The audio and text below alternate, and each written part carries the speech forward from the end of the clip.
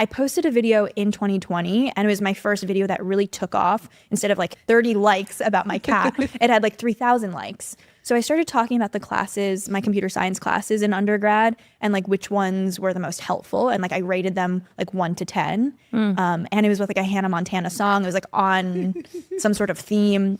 Anyways, that video really took off. And then people in the comments were like, I want to major in computer science. Like, what is the next class that you would recommend? Or like, is this class hard? I'm like, there's something here. And so that's where it all started with my short form, and it's evolved and kind of testing the bounds of what I could post, right? So like when I was at LinkedIn, I was also posting like, hey, I'm like heading into a brainstorm meeting with my team and with my engineering team and designers. Like these are the top 3 things you need to think about before going into a brainstorm meeting.